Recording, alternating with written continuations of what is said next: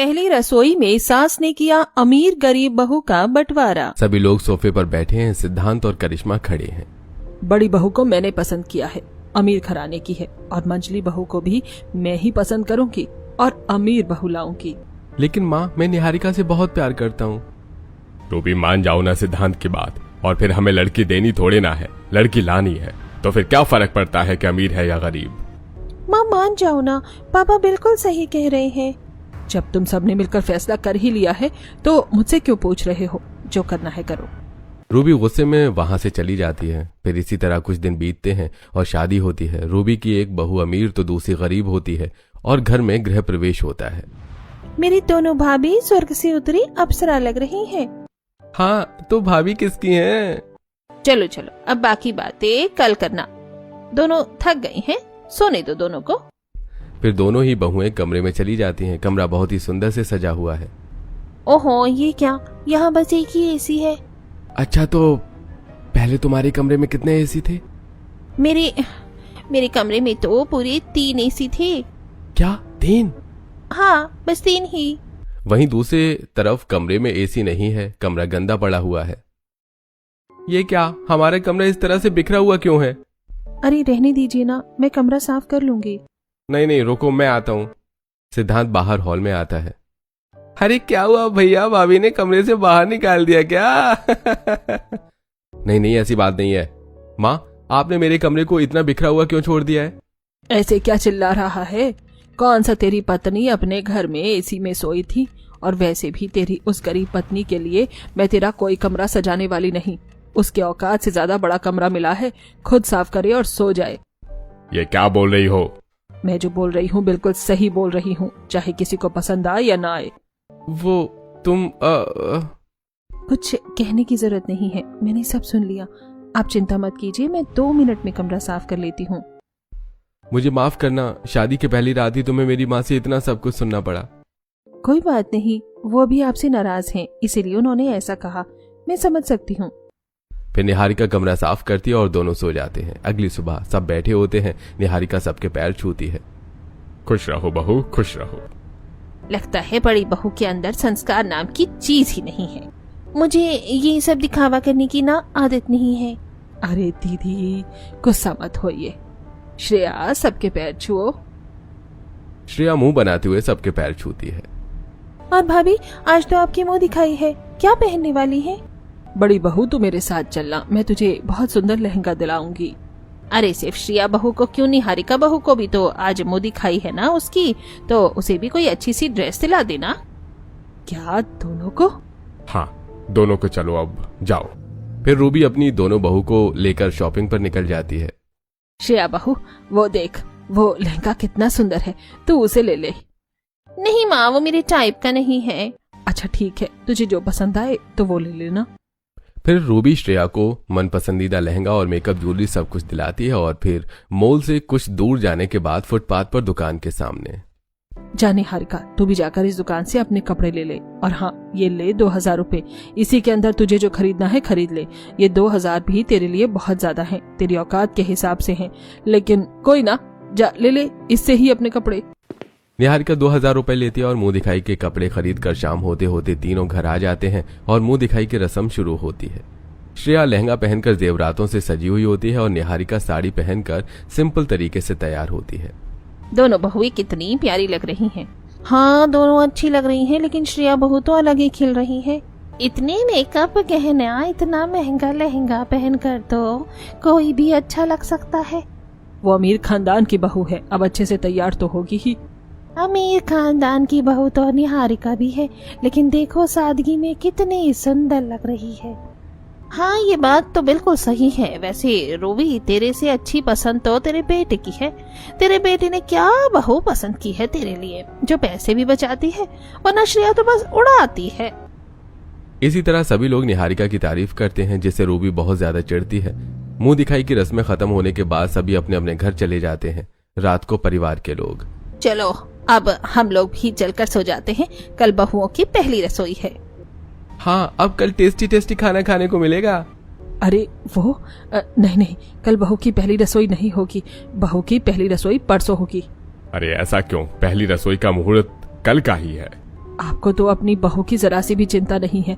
हल्दी, मेहंदी, शादी, मुंह दिखाई, इतनी सारी रस्मों में बहुएं थक नहीं गई होंगी कि अब कल ही पहली रसोई भी रख दें। परसों होगी पहली रसोई, ताकि मैं रसोई का अच्छे से बंटवारा कर सकूं। फिर सभी लोग रूबी की बात मान लेते हैं और इसी तरह कुछ दिन बीतते हैं और अब पहली रसोई की घड़ी आ जाती है। मुंह दिखाई के दिन उस गरीब लड़की की तो तारीफ मैंने सुन ली, लेकिन अब नहीं। अब मैं देखती हूँ कि वो अपनी पहली रसोई पर अच्छा खाना कैसे बनाती है। रूबी किचन में जाती है और सारा सामान इधर उधर करने लगती है और बीच में एक रेखा खींच देती है। ये है अमीर बहू की रसोई और ये है गरीब बहू की रसोई। अब देखती हूँ वो गरीब लड़की कैसे अच्छा खाना बनाती है। अब तो मेरी अमीर बहू की ही तारीफ होगी। दोनों बहुएं किचन में आती हैं। देखो बहू, ये है श्रेया तेरा सामान, तुझे इससे खाना बनाना है। तेरा जो मन करे वो बना लेना। क्या मुझे खाना बनाना होगा? अरे तू ये मजाक कर रही है क्या? पहली रसोई पर तो खाना बनाना ही होगा। निहारिका तू सुन, ये जो थोड़े बहुत सामान है ना, उसी से तू बनाना खाना। और हाँ, इसके अलावा और कोई सामान मत लेना किचन से। लेकिन इतने से सामान से मैं खाना कैसे बनाऊंगी? और फिर आपने ये किचन का बंटवारा क्यों किया है? तेरी इतनी हिम्मत कि तू मुझसे सवाल पूछती है। मेरी मर्जी मेरा मन, कर दिया मैंने किचन का बंटवारा। अब शांति से जितना सामान तुझे दिया है उसी में खाना बना, और अगर नहीं बनाना तो मत बना। लेकिन ये बात बाहर किसी को पता नहीं चलनी चाहिए। इतना कहकर रूबी वहां से चली जाती है और अब दोनों बहुएं क्या बनाएं ये सोचने लगती हैं। माँ जी ने तो इतना सा ही सामान दिया है, अब इसे मैं क्या बनाऊं? किचन के दूसरी तरफ। ओहो, माँ जी ने इतना सारा सामान दे दिया, लेकिन मुझे तो कुछ आता ही नहीं है बनाने के लिए। मेरे घर में तो इतने सारे सर्वेंट होते थे कि मुझे पेट पर ही पानी मिल जाता था, और अब मुझे खाना बनाना पड़ेगा। मुझे तो कुछ आता भी नहीं है, क्या करूं? हाँ, एक काम करती हूँ, मैं इससे रोटी और खीर और सब्जी बना लेती हूँ। इन सारे सामान से ये तो बन ही जाएगा। एक काम करती हूँ, YouTube से देख लेती हूँ। YouTube से देखकर खाना बनाना तो बड़ा ही आसान है। फिर मैं सबको अपने हाथों का जादू दिखाऊंगी। यह सोचकर दोनों बहुएं अपने अपने काम में लग जाती हैं, श्रेया फोन देखते हुए। अच्छा, अब क्या डालना है इसमें? आटा। आटा कहाँ है? अच्छा, वो ऊपर आटा है। अरे, मेरा तो हाथ ही नहीं पहुंच रहा। श्रेया आटा नहीं उतार पाती और उसका बैलेंस बिगड़ जाता है, जिसके कारण सारा आटा श्रेया के ऊपर गिर जाता है और साथ ही फोन भी टूट जाता है। ओह गॉड, ये क्या हो गया? आटे के गिरने की आवाज से सभी हॉल में उठ खड़े होते हैं। अरे रूबी, देख किचन में तेरी बहुएं क्या बवाल मचा रही हैं। चलिए किचन में देखते हैं। तभी सभी किचन में आते हैं। श्रेया बहू, तुझे कुछ भी बनाना नहीं आता क्या, जो ये हाल कर रखा है? बहू, आटे से होली खेल रही थी क्या? इतना सारा आटा कैसे गिरा तुझ पर? इसमें मेरी कोई गलती नहीं है, ये इसने किया है। मेरी इतनी टेस्टी खाने से चल रही थी, इसलिए उसने मुझे धक्का दे दिया और आटा और साथ में ये फोन भी टूट गया। लेकिन निहारिका ऐसा क्यों करेगी? हाँ, मैंने नहीं किया है। चुप हो जा, तू नहीं किया होगा। गरीब है ना, इसलिए छोटी सोच है। लेकिन कहा ना चुप, मतलब चुप। जा बहू, अपने कपड़े बदल ले, उसके बाद खाना बनाना। श्रेया कपड़े बदलने रूम में जाती है। माँ जी भी ना कितनी बड़ी पागल है, और साथ ही लालची भी।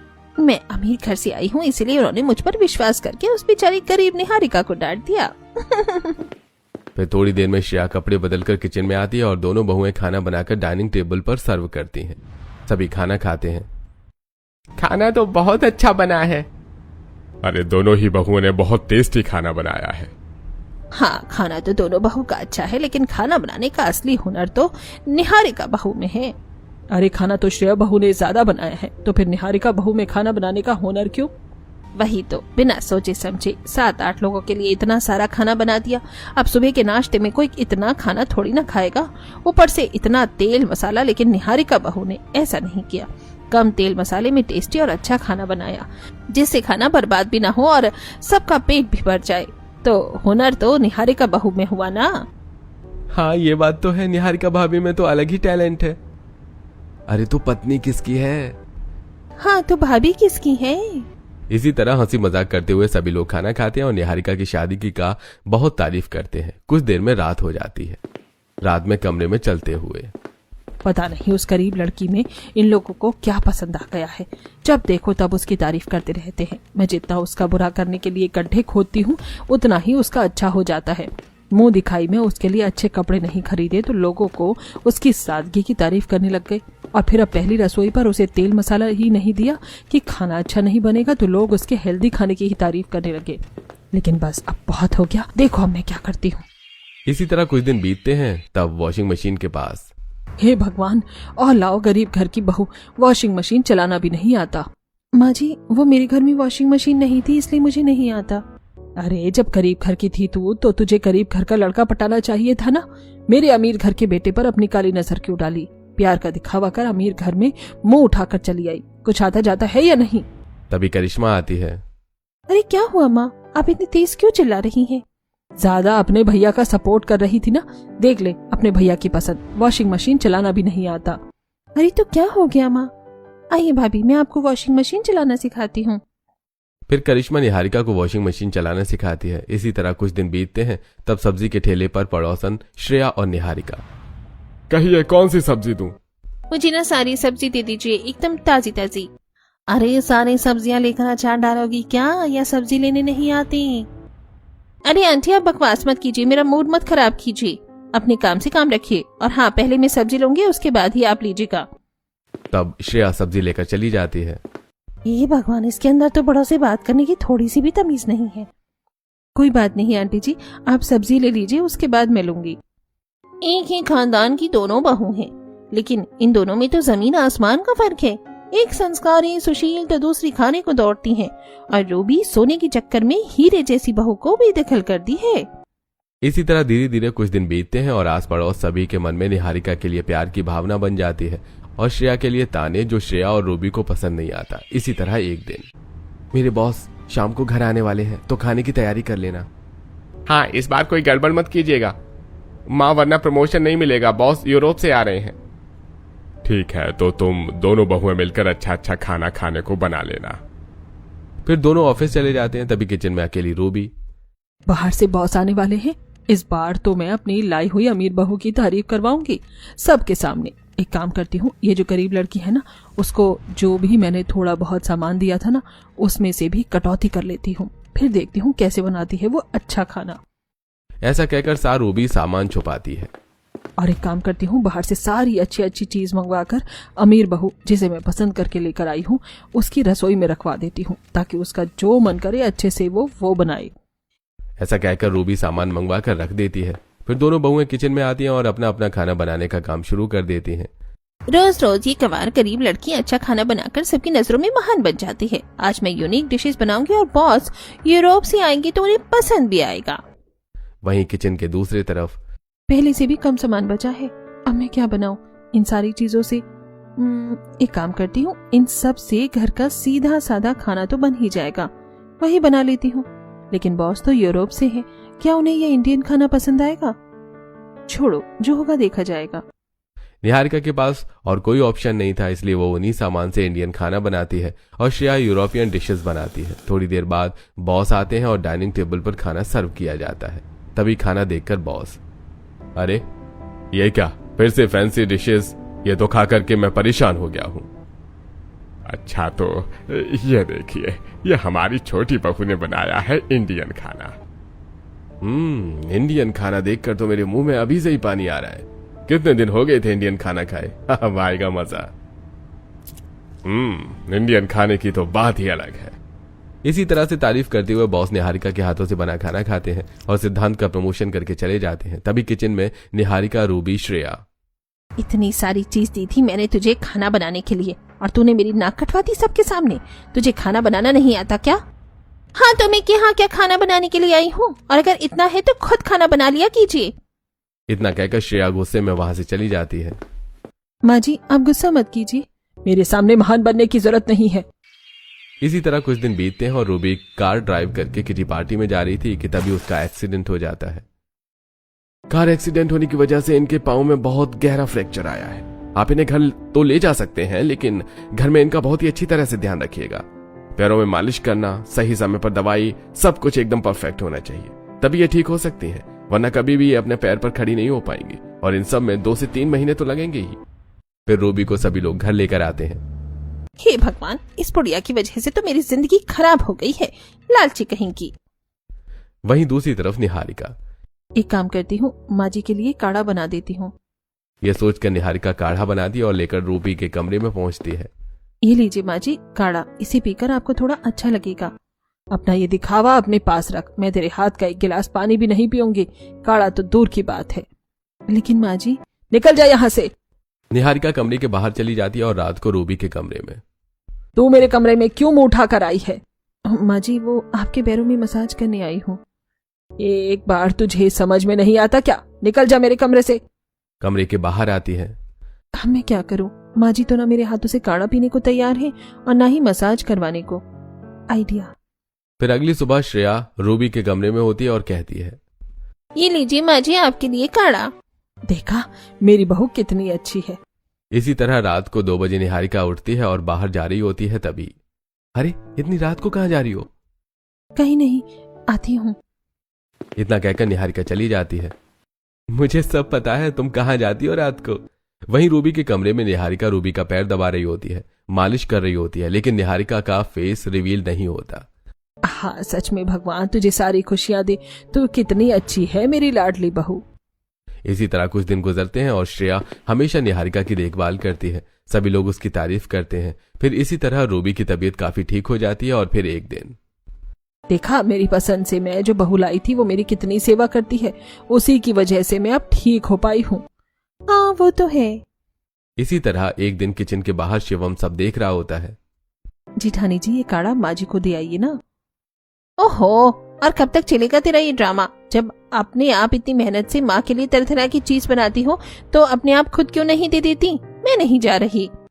बस कुछ दिन और, एक बार माँ ठीक हो जाए, रातों को पैर में मालिश और ये सब घरेलू नुस्खे से माँ जल्दी ही ठीक हो जाएंगी। वैसे भी अब माँ चलने फिरने तो लगी ही है। अच्छा तो ये बात है। देवर जी, आप किसी को मत बताइएगा। लेकिन शिवम निहारिका की बात नहीं सुनता और सभी घर वालों को इकट्ठा करके सारी बातें बता देता है। तुझे शर्म नहीं आई बड़ी बहू? अरे तुम जब माँ के लिए काढ़ा नहीं बनाया करती थी तो क्रेडिट क्यों लेती थी?